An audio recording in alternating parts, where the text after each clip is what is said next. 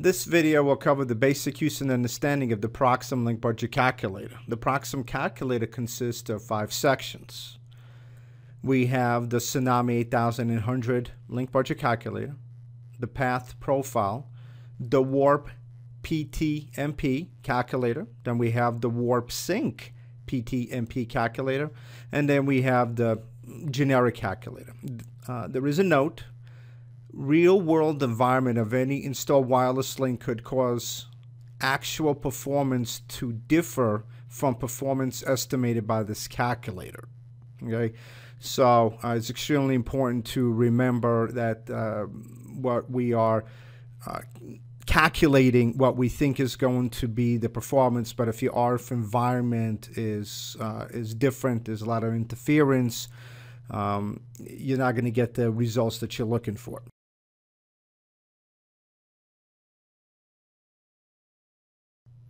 Okay, so let's go ahead and jump into the calculator itself. The very first option is going to be the calculator, the 8800 link budget calculator.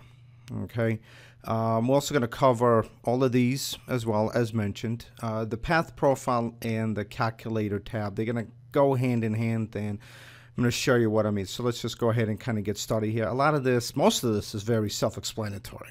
Okay. Let's start off with the top here. You have an options for either distance, which is going to be either in miles or kilometers.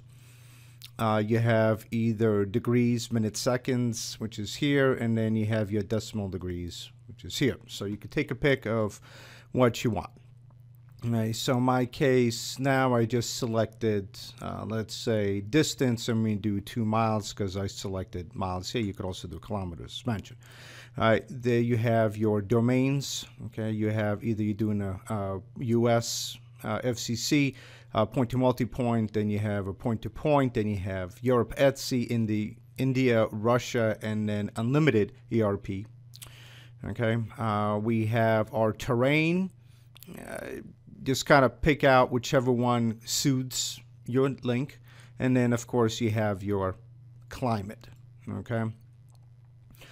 Down here we have our RF information. All right, this pertains to the streams. Either you're going to have a single stream or a dual stream.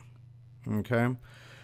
You're going to have your frequency. Once again, it's fairly kind of self-explanatory. All right, pick whichever frequency we're going to use. Okay. Now your channel bandwidth, either 40, 20, 10, or 5. Okay, and then of course you're going to have your MIMO or guard interval. The only time this actually comes into play is if you are using 40 megahertz, and they'll give you a 400, 800, depending on how much speed you're kind of looking for. 400 will give you a little bit more, but because the time frame is shorter of how much packets you could fit in, because it's going to be because you could fit in more, you have a greater chance of packet corruption collision. So just leave it at 8800. Okay, so that covers that, and then now we just kind of get into R2. You have your endpoint A or B or BSU, and then you have your endpoint BSU right here. Once again, it's fairly simple. See here, pull down. Okay, there we go. Now it's going to give you your radios that you have. Okay, of course, anything with a either 825 or 8250, 8150, or these right here. These are going to have built-in antennas, meaning that if I'm going to select the QB 825, it's automatically going to see go to 23 dBi because that's what's built in. Now, if I would select, let's just say in QB 8000, 8200, okay. So right now I have an option to select my own antenna because these connectorized, and you could select whatever antenna you want. You have dual poles, some of these are tripoles, so whatever you want. So for instance, let's just say we're just going to do our 16 down here. Okay, You're going to have your cable loss, okay? Let's just say we are in LMR 600. If you have any additional loss, then if you already have a reduction in power, and then if you know what the noise factor is going to be, if you have a different antenna that's not on here, just go ahead and select choose antenna or other, okay, and just go ahead and type in whatever antenna gain you have. Okay, the same thing for down here. Okay, let's see here. Here we also have our MIMO if you're using 2x2 or 3x3, meaning if you're using 2 antennas or 3 antennas for your tripole or dual pole. Okay, now after all that's done, it's just gotta basically translate everything is gonna go down here. Okay, here's your modulation. Okay, here your data rate, and here's your actual TCP throughput after everything. Okay, after your headers. All right, here's going to be your combined TX power. Here's your TPC if being used. Okay, your ERP. This is going to be your receive sensitivity, your receive signal. Okay, your RSL, whatever fade margin you have. Okay, this is going to give you your availability. All right, remember we're looking for 5 nines at least. Okay, and here we have your SNR. As you can see, per modulation, the SNR is going to change. Okay, so this is going to be plus or minus 2 dB. Okay, but this is going to be a quick glance of what you should be getting. Okay. Now, as I mentioned, the path profile is something we're going to cover, but it's only going to work when you really have your either degree milliseconds or your decimal degrees selected. Okay, and we're going to go ahead and jump into that in the next video. Okay, so let's go ahead and cover the Path Profile tab. One thing I do need to mention before we get started is we are going to require internet access. This uses Google Earth for access, so we are going to need internet. Okay. So as you can see here, we have our latitude and longitude.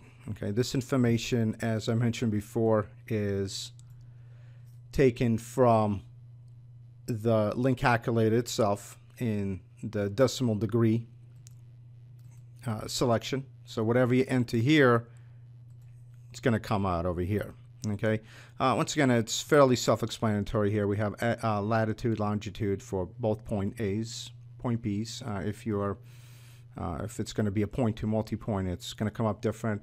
We have our altitude in meters. Then we have our antenna height in meters, and something you could change. Then we have our azimuth in degrees and our elevation in degrees. We also have our link distance in kilometers, and then we have the frequency that we're using. Okay. As mentioned, we do need internet access, and this field right here, this window, is Google Earth. So it's going to show us our point-to-point. Okay, so the information that I'm using here, we just have a very simple point-to-point link, basically going across a street with looks like a parking lot here. Okay. On this side, it's going to show you your link information. You know, if we have any obstructions. Okay. We have our terrain down here. If there are any refractions, which is data over here. Okay. This orange is going to be our 6/10 of the first Fresnel zone. If there's any obstructions, it's going to come up as gray. And then, of course, this is our antenna center line, or point-to-point as the crow flies, so to speak. Okay, so you could maneuver, you could change this to whatever you want, depending on your antenna height in meters, of course, and it's going to move this on an axis up, down. Okay, and you just be able to kind of see if you have any obstructions there with your Fresnel zone, if it's actually going through any obstructions, touching any mountains or anything like that. But this is what the path profile looks like, and what is used for. All right, so next up is the Warp point-to-multipoint throughput calculator. Okay, so calculator is, once again, just like most of the calculators that we've talked about, is fairly self-explanatory. What we have here up top is your channel bandwidth. Okay, you have 5, 10, 20, or 40. Okay, and then you have your guard interval. The only time this really kicks into effect is if you have 40 megahertz. Okay, then you have the option for either 400 or 800. As you can see, at 400 switches to 300 megs max, and at 800 it's with 270. Recommendation is to really keep it at 800, as you actually get better performance out of the radio rather than set to 400. Okay, the rest of it is once again fairly simple.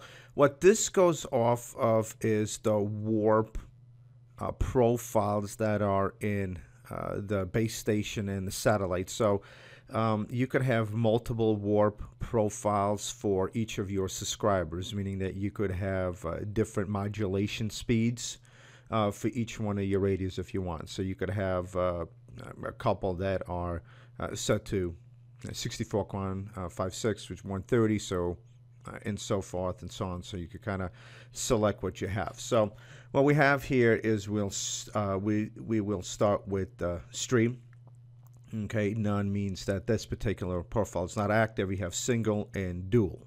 Okay, this is for one radio, and once again it goes off the warp profile. So depending on how many subscribers you have connected at different speeds, this is going to calculate the overall speed that you're going to get per subscriber. Okay, so what I'm looking at here is I only have one. Okay, one profile available. I set it to dual. I pulled this down. Okay, we are at 64 QAM 5.6, and that's going to equal to 130 megs. So I just put down 4 subscribers.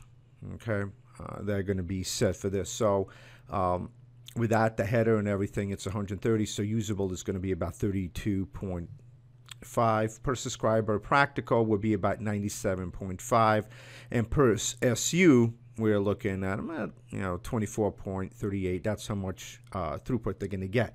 Now, if let's just say I want to do another subscriber, and this one, let's see, I want to make it at 52 megs, and let's see, for argument's sake, let's say I'm only going to have 2 of them. So now I have a total of 6 subscribers. Now you can see my overall average and my throughput has gone down. Okay, now I'm at a 86.67, and each SU is going to get 14.44, and then of course my real throughput, practical TCP throughput, will be 65 total, and each SU is going to get about 10.83, about 11. Okay, so you just keep on going and going and going, and it's going to equal up. But once again, this is only if you have multiple profiles. If you don't have multiple profiles, and let's just say that you have you only going to have one profile, and each one, all the radios are going to be connected at 130, so we could just say, okay, so I have 10 subscribers, so now we're back to 130, 13, okay, and then usable is actually going to be, once again, 97.5, and then per SU, each subscriber is going to get about 9.75 megs across. Okay, so let's go ahead and jump into the warp sync point-to-multipoint calculator. There's some features that are identical to the warp calculator, especially the profile details. I'm going to cover those, but they're identical to that. So what we're going to concentrate on is, of course, going to be the sync parameters. All right. So up first is going to be the time frame in milliseconds. All right. We have 2.5, 5, 7.5, and 10 milliseconds. Okay. If the unit is operating in conjunction with alternate vendor systems, this time frame must match the co-located equipment operating time frame. If the unit is operating in greenfield mode, selection of the frame size should be based on the traffic to be transported. So basically, the smaller the frame size, the better the latency. The larger the frame size, the better the throughput. If mixed mode traffic is to be supported, e.g. voice and data, 2.5 or 5 milliseconds are likely to be the best choice. Okay. Up next, we have the number of subslots. Our choices are either going to be 1 or 2. All right. Subslots are used to improve latency performance but have an impact on throughput, as there are guard intervals between each subslot consuming capacity. All right. Note that for the 2.5 millisecond frame size, channel sizes under 20 megahertz are now permitted in conjunction with 2 subslots. For larger frame sizes, all channel sizes supported a configuration of 2 for the number of the subslots. Okay, so up next we have the minimum modulation and the maximum modulation. The system supports modulation per SU. These can be arranged from the low, okay, PBSK, okay, which is going to be single or dual, all right, to a high of 64 QAM. Okay, all right, once again, either single or dual streams. Okay, single refers to a single stream of the PHY data. Dual refers to dual PHY layers, or in this case MIMO. So that's when we're using dual. We're using 2 streams, which is MIMO. Okay, so you just select your minimum modulation, your maximum. Okay, this will determine which SU on the network has the highest modulation into the rate into this field. Okay, up next we have our downlink and uplink. Okay, so what we're looking at is these 2 parameters describe in percentage of how much of the overall system capacity is reserved for downlink or uplink data. It is important to configure this as close to what your network will see as possible, and misconfiguring can result is a waste of capacity. Okay, so in this particular case, we're kind of looking at it be 70 and automatically turn to 30, so we're looking at 100. Okay, so just a quick note here that if you select 85, okay, some configurations are very unbalanced. In this case, would be 18, 15, are not supported in the smaller frame sizes. Please double check to make sure that everything is correct on your end, but do not select this unless you are sure your system can support it. Okay. Up next, we have the maximum distance. Of course, this is going to be in miles and kilometers, and this represents the distance of the SU that is further away from the sector. Okay, so you have multiple ones. This is going to be the most furthest away satellite. Okay, the number is used to determine the interframe parameters by the system. Okay. Up next there we have our channel bandwidth. Okay, pretty much identical. We have 5, 10, 20, 40. Okay, just like with the warp point-to-multipoint calculator, 40 is the only one that's going to give you the option for either 800 nanoseconds or 400. Even though 400 nanoseconds is going to give you a little greater speed, it is unstable. So stick with the 20 megahertz. Or if in 40, stick with the 800. Okay. And then, of course, the last is going to be the warp sync profile. And as we kind of described, it's identical to the warp. Now, the only option here is going to be the oversubscription option. Okay, so basically over here, so you're going to enter the amount of clients that you're going to have in general, okay? And then you're going to have this oversubscription field, and then you do an auto. Now, auto subscription represents the oversubscription ratio of the network if the ISP or carrier has a sector that supports an aggregate capacity of 100 megs of actual throughput. It is common to sell and support 2, 3, 5, or even 10 times the available throughput due to the statistical multiplexing nature of a bursty data. The oversubscription rate is set by the ISP or carrier as they decide. Okay, so in this case, we have either 2-to-1 all the way up to 20-to-1 or none. Okay, and do none, just go ahead and click autofill. Okay, so basically what that's going to do is kind of something similar to we have before. You could go ahead and select if you're going to have multiple profiles, okay, in the base station itself. So you could have several profiles that will cover, let's just say 64 QAM, 117 meg, or, you know, if you want another one that's going to cover, for instance, 104, okay, so it's just going to break down. You have the number of subscribers, okay. Now, the only other option here which is added is going to be the active SUs, okay. Now, this represents the average number of SUs that will be active at any given time per data rate.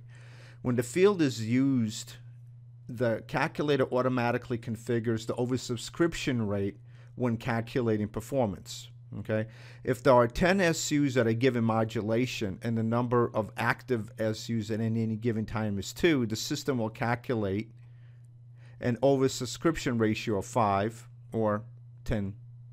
Okay, or it should automatically select 10-2. Okay, so the system is kind of pretty smart, but you really kind of you do need to figure out how many clients you're talking about, and then of course a number of SUs. All right, and then towards the end over here, it's going to give you your expected latency. Okay, and then you're also going to get your total uplink and total downlink. Okay, and this is how much each sector is going to get in total. Okay, once again, this is what we selected. So let's say we do 70-30 split. Okay, so this is what we're looking at here. Your downlink is going to be 42.44, and your total uplink is going to be 15. So as a total, each sector is going to be receiving this much. Okay, once again, it kind of really depends on if you have. So in this case, if we only have one, okay, and we're going to have 8 subscribers. All right, let's just kind of change this, and let's just say we have this. Okay, as you can see, we have a total of 12, but only going to be 4 is going to be active. So we're going to be looking at your downlink is going to be still the same 56.82, 20.16 for your uplink, and then each sector is going to get a total of 76.90, almost 77 megs. Okay, last but not least, we have the generic calculator. Okay, it's once again fairly self-explanatory. We have the frequency, type in whatever frequency you're using, distance, mile or kilometers. Okay, if you have any path loss, okay, it's going to calculate it. Okay, pretty much everything in yellow you can touch. Okay, you have your terrain factor, same thing as in the calculator itself, average, mountainous, smooth. You have your climate. Okay, you have your transmit power, dB. You have feeder loss.